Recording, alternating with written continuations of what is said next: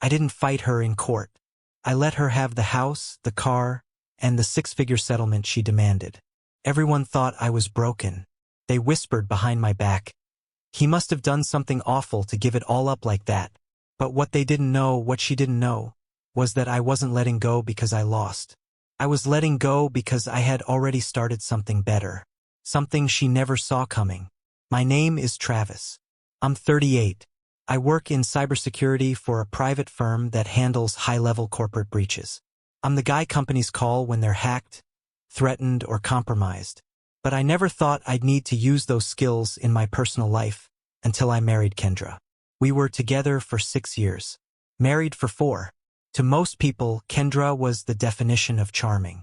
Beautiful, articulate, always smiling at the right moments, always playing the role of the supportive wife. But behind closed doors, things were different, colder, more calculated. She never raised her voice, but every word she spoke was measured. Every move felt rehearsed. I ignored it for years, chalked it up to personality differences. But then she started coming home late. Different perfume. Always working late. Her phone was face down, password changed, always within reach. And the warmth that once lived in our home? Gone. Replaced by a quiet distance I couldn't name, but felt every time she looked at me like I was in the way. Then, one night, I opened our shared laptop. She forgot to log out of her email. And there it was. Emails to a man named Jordan. He still has no clue. I'm going to get everything in the divorce. Once it's finalized, we'll be set. I just need to play nice a little longer. Honestly, I can't believe how easy this is. I didn't react. Didn't slam the screen. Didn't wake her up. I just sat there, in the dark, reading email after email of her mapping out the end of our marriage like it was a business acquisition. And that's when I realized something. She thought I was easy to fool. She thought she was the smart one. But the one thing Kendra forgot? You don't con a man who understands systems. Especially when your entire life runs on digital footprints. I wasn't going to stop her. I was going to let her walk right into the life she thought she wanted, while I quietly rewired everything behind the scenes. She could keep the assets. But I was going to take back the one thing she valued most, her perfect image. And all it would take was a few emails of my own. Sometimes the best revenge isn't yelling in court. It's silence, precision, letting them think they've won, while you prepare the truth to speak for itself. Comment below if you've ever chosen to fight smart, not loud. And don't forget to subscribe. I start with one anonymous message, and the cracks begin to show. I didn't send the email to ruin her life. I sent it to remind her she didn't own the truth. It was short. No greeting. No name. Just a blank body and a screenshot attached. A single subject line. You should probably see this. That was it. And the screenshot? It was one of her emails to Jordan. The one where she laughed about how easy I was to manipulate. Where she said I was too soft to fight back. And that soon, she'd walk away with everything. I didn't send it to her. I didn't send it to him. I sent it to her boss. Because Kendra, for all her clever scheming, forgot one simple detail. Her emails weren't just nasty. They were sent from her company account on a laptop she brought home from work, on a network I helped her configure when she started working remotely during the pandemic.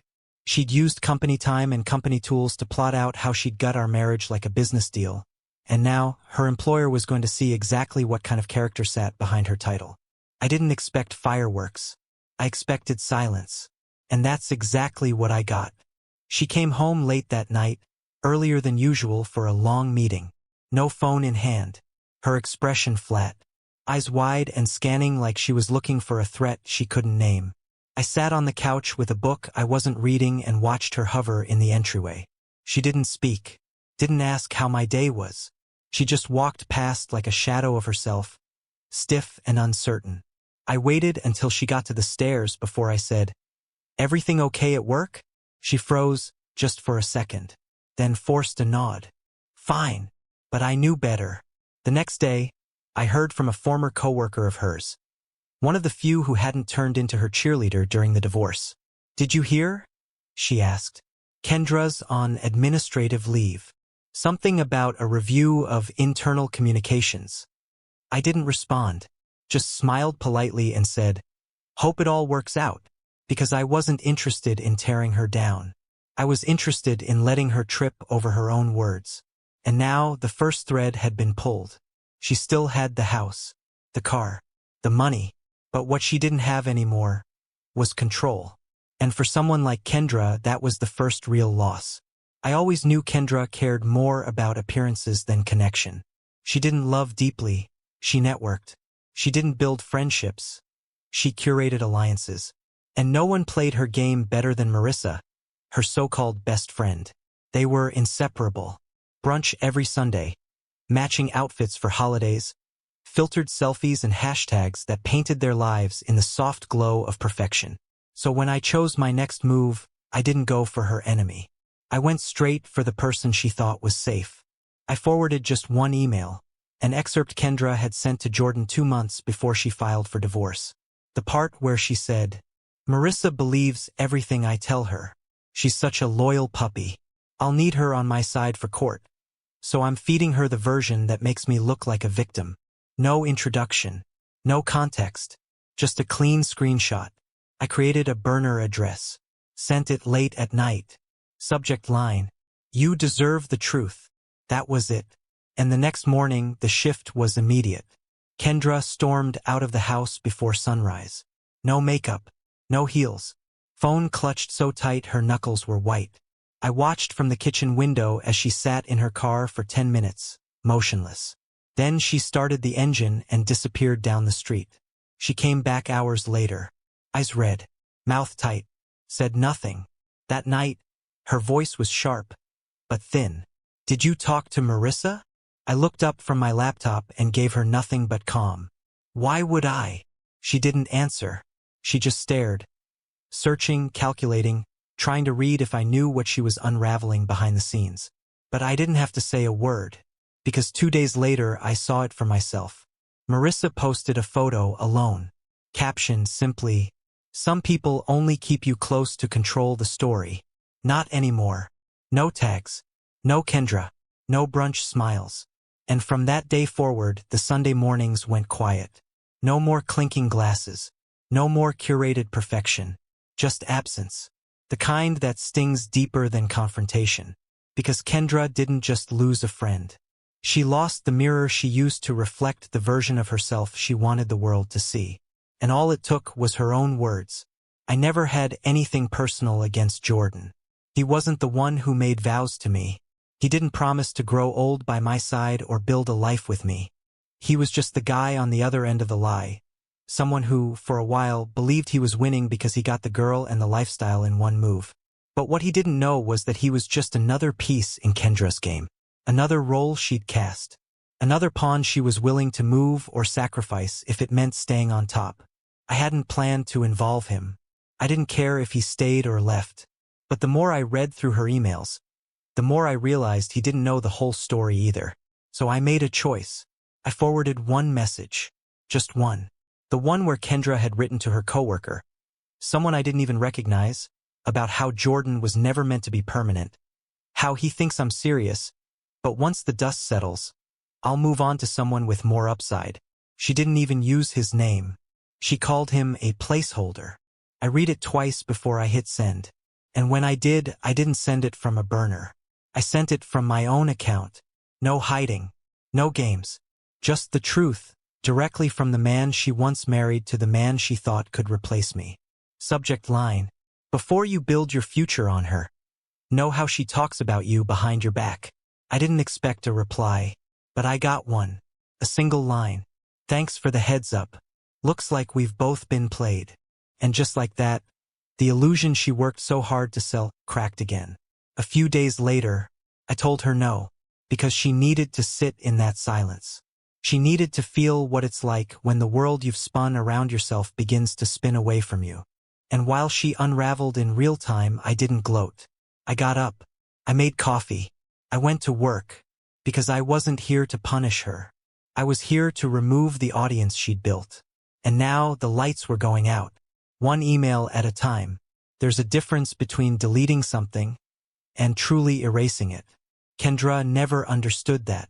She thought clicking trash meant the past disappeared. That if she cleared her inbox, scrubbed her cloud storage, and changed a few passwords, her secrets would dissolve into the digital void. But I work in cybersecurity. I build systems. I recover data for a living. And what most people don't realize is, if it lived online, it still lives somewhere. And I had all of it. The full archive. Every message. Every draft. Every file she'd saved, sent, edited, or thought she'd buried. Years of receipts, literal and emotional. Some she probably forgot even existed. I never used it during the divorce. Never submitted it as evidence. Never leveraged it for property or leverage or pity. Because I didn't want her money. I wanted the truth to be mine. And now, while she sat in a house paid for by manipulation, surrounded by silence and unraveling friendships, I held a neatly organized folder, labeled, time-stamped, and backed up in 3 places, that could bring down every carefully placed lie with just one upload. But I wasn't going to publish it. I wasn't going to leak it or shame her publicly. I just wanted her to know it existed. So I printed 1 page. Just one. It was a screenshot of the folder. Her name at the top.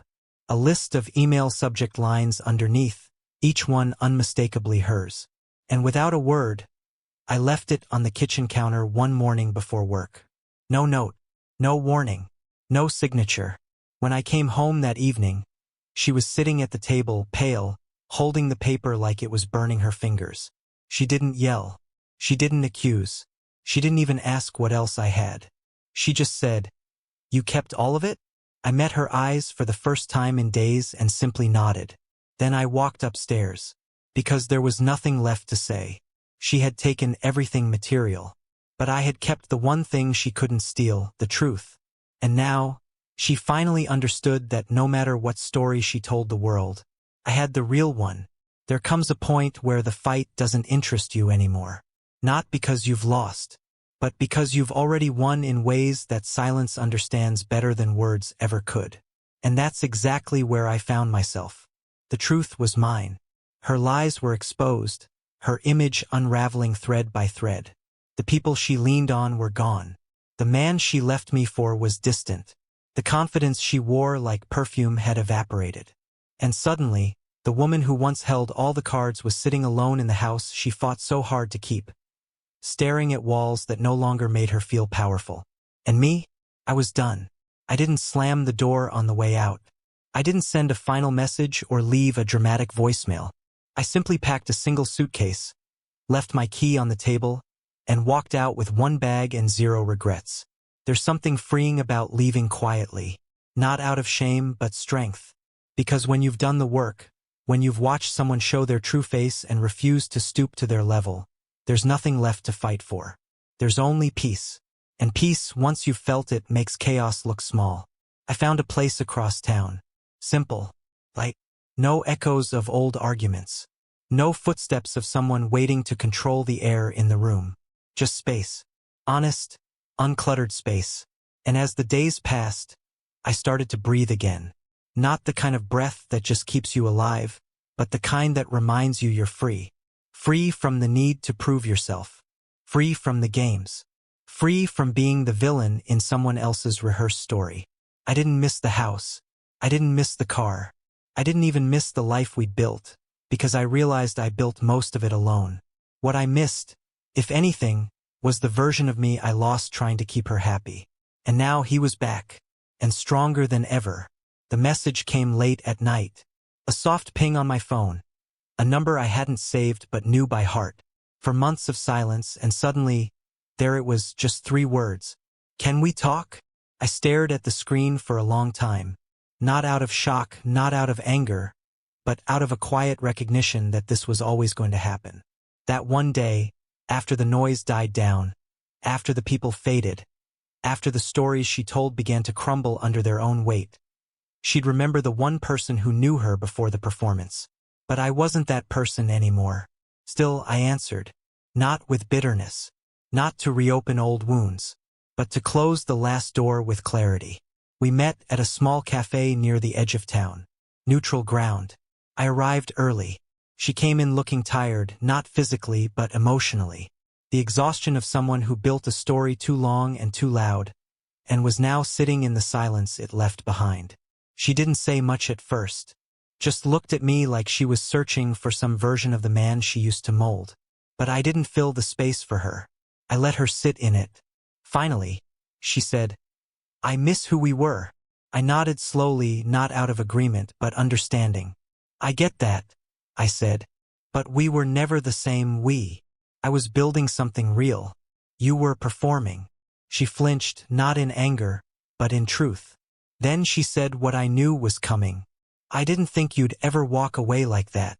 And that's when I smiled. Because for once, she said something honest. She didn't think I would leave without looking back. She didn't think I'd be the one to stay quiet, stay calm, and still walk out with the one thing she tried to control, my dignity. I leaned forward, voice steady.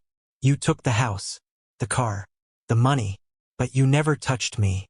And that's why I'm free." Her eyes welled for a moment, but she blinked it back. I didn't reach across the table. I didn't soften. I didn't offer her the closure she was looking for, because that wasn't mine to give anymore. We said goodbye like strangers, polite, distant, final. And as I stepped outside into the cool night air, I felt something I hadn't felt in years. Like, not because she apologized, not because I got even, but because I no longer carried the weight of her name in my story. And that was all the justice I ever needed. They say revenge is sweet, but standing here now, I don't feel triumph. I feel calm. And that, to me, is a better reward than any headline-ending revenge story could ever offer. Because peace, real peace, isn't loud. It doesn't arrive with fists or fire. It shows up quietly, like a sunrise after a long storm. And that's what this has been. A long, quiet, personal storm. One I walked through without shouting, without breaking, without losing myself in the process. Kendra thought she won because she walked away with more. But what she never understood was that taking material things means nothing if you lose your reflection in the process. She got the house. She got the car. She got the money. But she also got the silence of the people who once admired her. The tension in rooms that used to open for her. The questions behind smiles that used to believe her. And me? I got clarity. I got the ability to wake up every day knowing that I didn't fight dirty. I didn't play small. And I didn't stoop to her level. I just told the truth. Patiently. Precisely. One message at a time. I let her lies undo themselves. I let her reputation crumble under the weight of her own words. And when it was all done, I didn't look back. I moved forward, step by step, into a life that felt like mine again. Simple. Honest. Quietly strong. I rebuilt not with revenge in my heart, but with purpose in my hands. I surrounded myself with people who didn't need performance to connect. And most importantly, I found myself again. Unfiltered, untethered, and completely whole. So if you're wondering how the story ends, it ends right here. Not with her broken, not with me bitter, but with a man who gave everything away, and still came out rich in all the ways that matter. Because the greatest justice you can ever serve someone who tried to break you is becoming someone they can never reach again. You don't have to destroy them, just outgrow them. Build a life so solid, so full, so true, that their absence becomes your peace, not your pain. Comment below if this story spoke to something you've lived through. Subscribe for more stories where truth, strength, and silence win. Not because we yell, but because we know.